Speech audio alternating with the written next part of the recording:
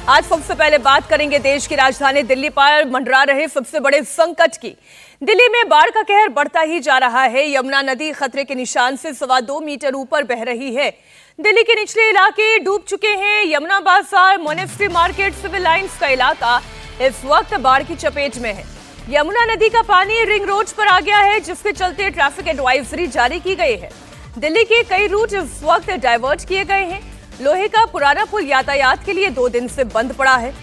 Kashmiri gate ISBT का इलाका डूब जोन बनता जा रहा है। कश्मीरी गेट के आसपास के निचले इलाके डूब गए हैं। पानी अब सड़कों पर बह रहा है। निगम बोध घाट पर पानी भरा हुआ है। वासुदेव घाट डूब गया है। हालात विकट होते जा रहे हैं। दिल्ली सचिवालय की दीवार को लांघते हुए यमुना नदी का पानी अंदर आ गया है। सचिवालय परिसर के अंदर झरना बह रहा है। दिल्ली संकट में है। हर घंटे 1,70,000 क्यूसेक पानी हथनीकुंड बैराज से छोड़ा जा रहा है। ऐसे में दिल्ली पर सबसे बड़ी मुसीबत की घंटी बज रही है। यमुना का जल स्तर ऐसा बढ़ा कि निगम बोध घाट तक पानी आ गया। दिल्ली में सैलाबी संकट की एक एक तस्वीर आपको दिखाते चलूंगी। 5,000 साल पुराना नीली छतरी वाला मंदिर डूब चुका है। यह मंदिर यमुना बाजार इलाके में लोहा पुल के करीब है। मंदिर पूरी तरह से लबालब है। आनन फानन में लोगों को यहां से हटाया गया है। मंदिर के अंदर पूजा पाठ की जगह तक नहीं बाकी है। दिल्ली से सामने आई ये तस्वीरें आपको बहुत डराएंगी। आसपास के रहने वाले लोगों को हालांकि पहले ही हटाया जा चुका है, तो जान पर तो कोई खतरा नहीं है, लेकिन ये जल स्तर कब बढ़ना रुकेगा, ये सवाल हर दिल्ली वाला जानना चाहता है। दिल्ली में इस समय बाढ़ से कितने बुरे हालात है, इसका अंदाजा इस बात से लगाया जा सकता है कि दिल्ली का 5,000 साल पुराना नीली छतरी वाला मंदिर इस समय यमुना के पानी से आधा डूब चुका है। लगभग 10 फीट पानी मंदिर के अंदर भर चुका है। ये लोहा पुल से कुछ ही दूरी पर स्थित सबसे प्राचीन मंदिर है राजधानी दिल्ली का, और इस समय पूरा जलमग्न हो चुका है। जो पूजा भी आज सुबह यहाँ पे हुई तो मंदिर के गेट से हुई, क्योंकि अंदर जाना इस समय खतरे से खाली नहीं है। गेट तक, मंदिर के गेट तक पानी भर चुका है। जो पंखा है उससे कुछ ही नीचे तक पानी है। यहाँ पे जो सामान जैसे था वो उस समय वैसे ही अभी भी है, क्योंकि अचानक से लोहे के पुल से यमुना का पानी मंदिर में आया और सब कुछ इस समय जलमग्न हो चुका है। लोग यहाँ पे मौजूद है। हालांकि मंदिर में पूजा अभी भी चल रही है, लेकिन कितनी परेशानियां हो रही हैं यहाँ पे बाढ़ के पानी से भैया? सारी परेशानी है। सारी चीज़ें खराब हो गई, कुछ बचा ही नहीं मंदिर में। अब तो दूसरे नई तरीके से सब चीज़ें आएंगी। नई पूजा तो बाहर से ही कर रहे हैं, खड़े होकर यहाँ गेट पे से। कब पानी आया था? क्या कल रात से यहाँ पे पानी भरना शुरू हुआ है? परसों से धीरे करके कल रात को ज़्यादा पानी आ गया एक साथ। अच्छा। हाँ, पता ही नहीं। मौजूद थे उस समय? हाँ मौजूद थे, फिर बाहर निकले वो, फिर यहाँ पे अरपाई डाली, यहाँ सो रहे हैं रात से। यमुना किनारे बने सभी घाट इस वक्त डूब जोन में तब्दील हो चुके हैं। निगम बोध घाट पर पानी भरा हुआ है। वासुदेव घाट का पूरा इलाका सैलाब की चपेट में है। आसपास के रिहायशी इलाके सैलाबी संकट की मार झेल रहे हैं। दिल्ली में यमुना किनारे बने कई मंदिर इस वक्त डूबे हुए हैं। इंडिया टीवी की टीम ग्राउंड पर मौजूद है। यमुना बाजार इलाके में मौजूद प्राचीन शिव मंदिर से एक ग्राउंड रिपोर्ट आप देखिए। तस्वीरें इस समय हम आपको यमुना बाजार की दिखा रहे हैं, जहां पे अधिकतर मंदिर आधे पानी में डूब चुके हैं। ये प्राचीन शिव मंदिर है। मंदिर आधा इस समय पानी में डूब चुका है, और सबसे ज्यादा डराने वाली तस्वीर ये है कि मंदिर के ठीक सामने अब यमुना नदी अपने विकराल रूप में बह रही है।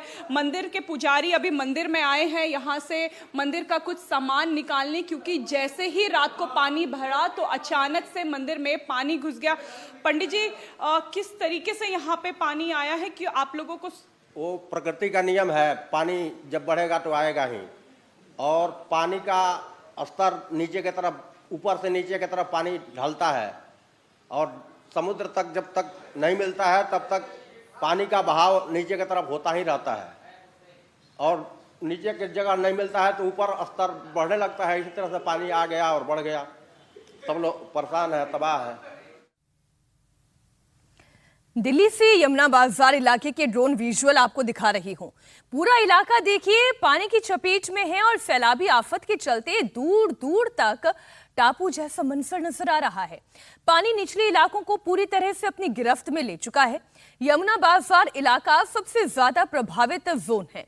एनडीआरएफ की एक टीम को यहां पर तैनात किया गया है और जहां तक हो सके संभव वहां तक मदद पहुंचाई जा रही है।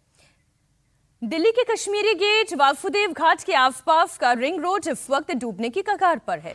पानी ओवरफ्लो होते ही सड़क पर आ गया। इसके चलते आवाजाही पर सीधा असर दिखाई दे रहा है। यहाँ का बस स्टैंड डूबा हुआ है। आधे से ज्यादा सड़क पानी की गिरफ्त में है। जल स्तर लगातार बढ़ने की वजह से राहत मिलती नजर तो नहीं आ रही। अब यहाँ पर ट्रैफिक जाम है। पानी भरने की वजह से आवाजाही पर असर है।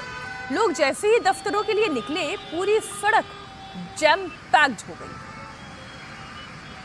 दिल्ली के मयूर विहार फेज 1 में बाढ़ राहत शिविर डूब गया। लोगों को प्रभावित इलाकों से बचाकर यहीं तो लाया गया था, लेकिन अब शिविर भी किसी काम का नहीं रहा। यमुना नदी ने इस पूरे शिविर को ही अपनी चपेट में ले लिया। आनन फानन में लोगों को यहां से निकाला गया है।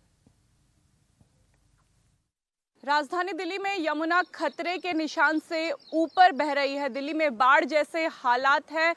दिल्ली के निचले इलाकों से अब यमुना का पानी होते हुए दिल्ली की सड़कों पर आ गया। इस समय हम तस्वीरें आपको मयूर विहार के रिलीफ कैंप की दिखा रहे हैं, जहां पे दिल्ली सरकार द्वारा रिलीफ कैंप बनाए गए थे।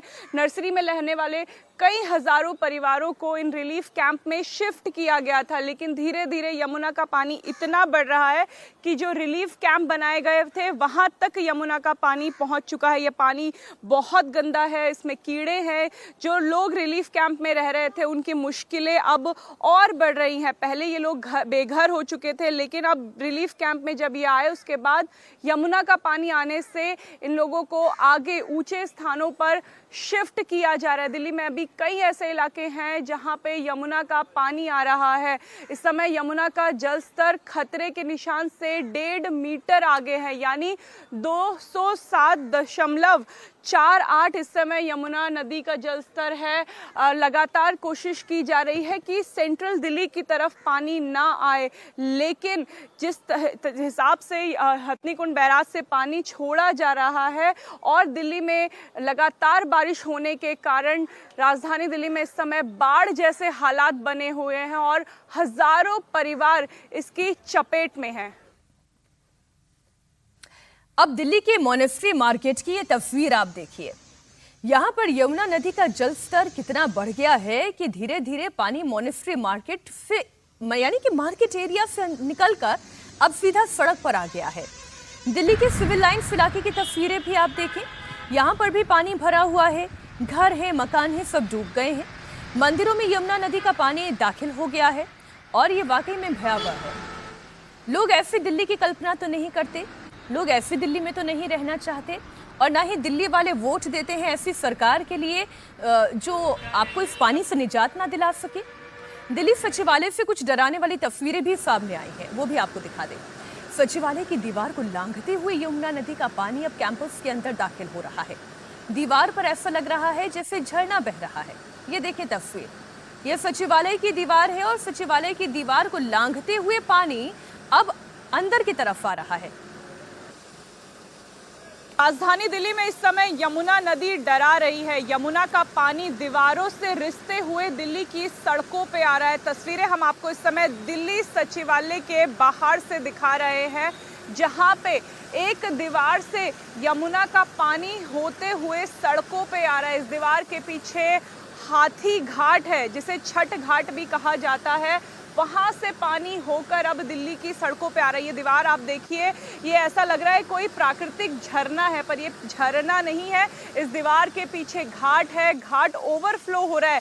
यमुना का रौद्र रूप इस समय दिल्ली में बह रहा है और अब धीरे धीरे दिल्ली की सड़कों तक पानी आ रहा है।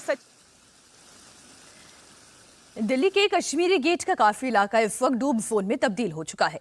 आज भी दिल्ली में बारिश का अलर्ट है। ऐसे में आसमानी आफत से बचने के लिए लगातार रेस्क्यू टीम एक्टिव है। दिल्ली के अलीपुर इलाके में नेशनल हाईवे 44 पर फ्लाईओवर का एक हिस्सा ही धंस गया।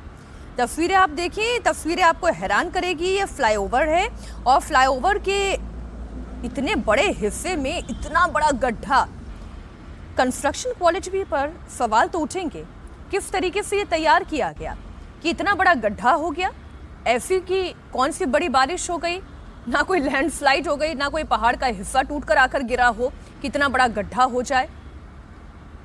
दिल्ली में लोहे का ब्रिज, एक तस्वीर इसकी भी आप देखें। ट्रैफिक आवाजाही के लिए ये बीते 2 दिन से लगातार बंद है। पानी का स्तर चूंकि ऊपर आ चुका है, सीधा पुल के नीचे से बहता हुआ दिखाई दे रहा है। जल स्तर और बढ़ेगा तो लोहे के पुल तक भी पहुंच सकता है।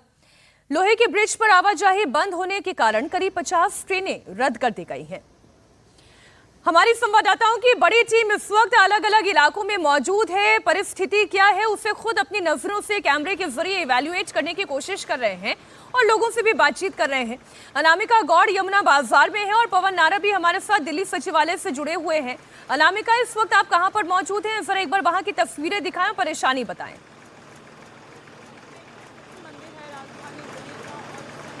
मीनाक्षी, इस समय हम यमुना बाजार के इलाके में मौजूद है। ये सबसे ज़्यादा बाढ़ प्रभावित इलाका है दिल्ली का, क्योंकि यहाँ से यमुना नदी इस समय एक स्तर पे बह रही है। अब तस्वीरें हम आपको दिखा रहे हैं कि सरकार की पुअर प्लानिंग कैसे रही। यमुना बाजार के ठीक नीचे वाली सड़क में सरकार ने रिलीफ कैंप बना दिए, लोगों को यहाँ ठहराया गया। लेकिन जब यमुना का पानी बढ़ा तो अब ये रिलीफ कैंप पूरे जलमग्न हो चुके हैं।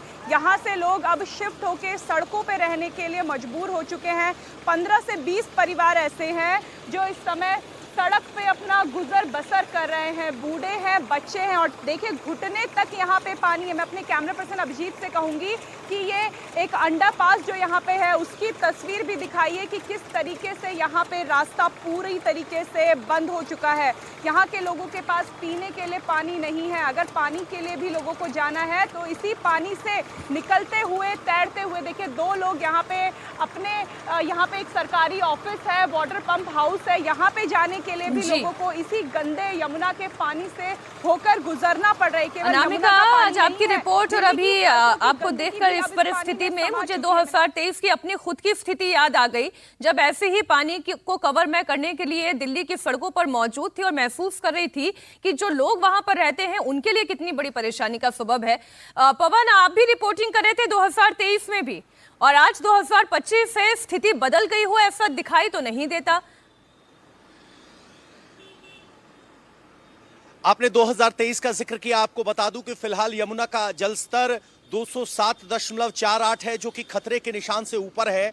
ये 5वीं बार ऐसा है पिछले 62 साल के इतिहास में जो यमुना का जल स्तर खतरे के निशान से ऊपर आया है। जिस 2023 का जिक्र कर रहे हैं उस वक्त यमुना का जल स्तर 8 पहुंचाता, जो 833 था, तो आप समझ सकते हैं कि वो सबसे ज्यादा था। तो टॉप 5 जो बाढ़ आई या कहे खतरे का निशान पार किया उसमें से सेकंड नंबर पर आज का है। इस वक्त हम दिल्ली सचिवालय में मौजूद हैं। सचिवालय के बाहर की जो सड़क है उसके सामने पानी भरा था। फिलहाल प्रशासन ने यहाँ 3 पंप लगाए हैं ट्रैक्टर के साथ जो इस पानी को हटा रहे हैं।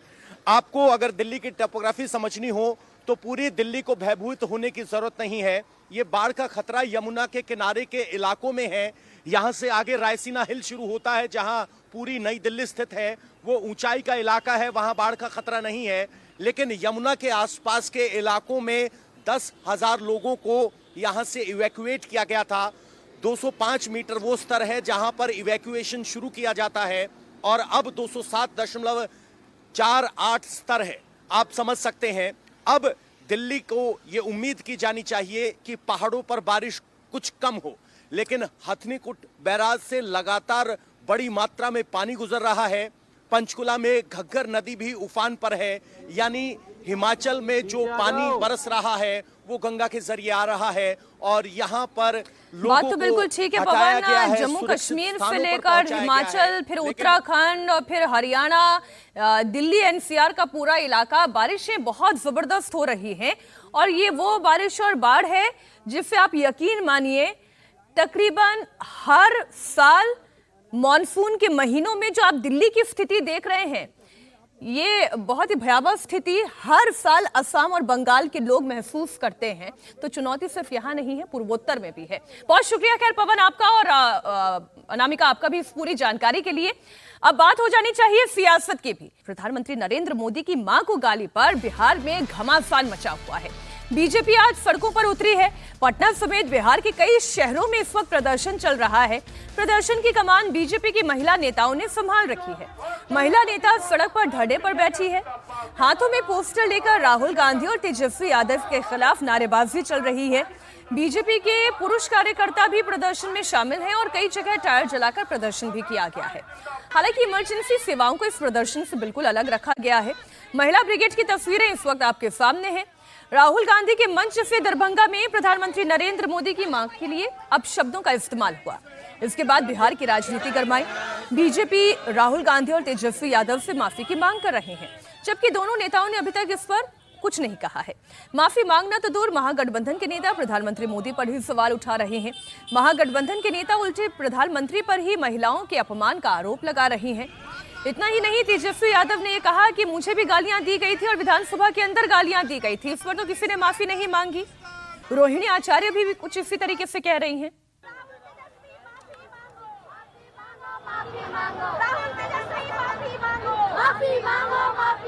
राहुल गांधी हाय हाय हाय हाय हाय तेजस्वी यादव हाय हाय हाय हाय राहुल तेजस्वी हाय हाय हाय हाय हाय यादव माफी मांगो माफी मांगो माफी मांगो तेजस्वी यादव माफी मांगो माफी मांगो। बीजेपी ने सुबह 7 बजे से लेकर दोपहर 12 बजे तक के लिए ये बंद बुलाया है। प्रदर्शन में इस दौरान बीजेपी कार्यकर्ताओं के अलावा एनडीए में शामिल दल भी रहेंगे। बीजेपी का ये मार्च बीजेपी मुख्यालय से शुरू होकर आयकर चौराहा, गोरिया मठ, गांधी पथ, विमला एनक्लेव होते हुए साधना होटल तक जाएगा। इस बंद से इमरजेंसी सेवाओं को अलग रखा गया है। अस्पताल और एम्बुलेंस जैसी सेवाओं पर भी इसका कोई असर नहीं पड़ेगा। साथ ही रेलवे पर भी इस बंद का असर नहीं होगा।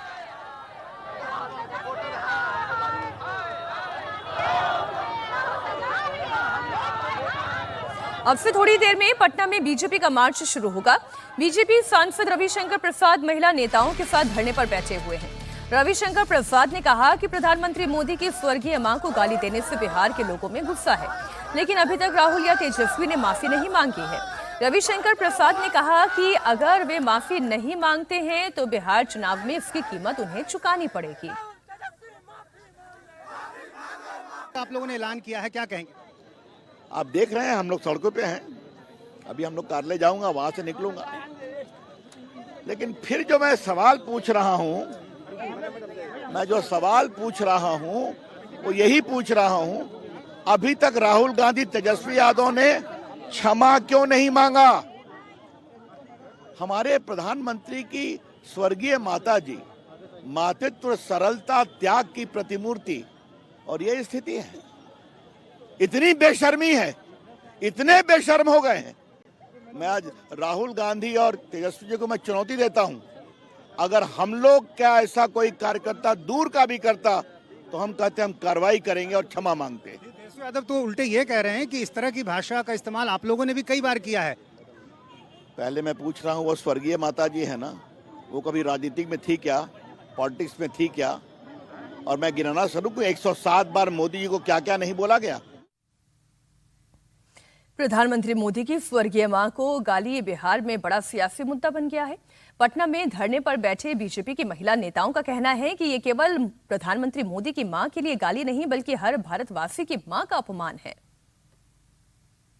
महिला मोर्चा के अध्यक्ष और राज्यसभा सांसद धर्मशीला गुप्ता भी यहाँ सड़क पर बैठी हैं। ये बताइए, आप लोग सड़कों पर आज हैं, क्या लग रहा है कि ये जो मामला है अब आगे भी बढ़ेगा? माफी की मांग आप लोग लगातार कर रहे हैं, लेकिन विपक्ष की ओर से ऐसी कोई प्रतिक्रिया नहीं आ रही है।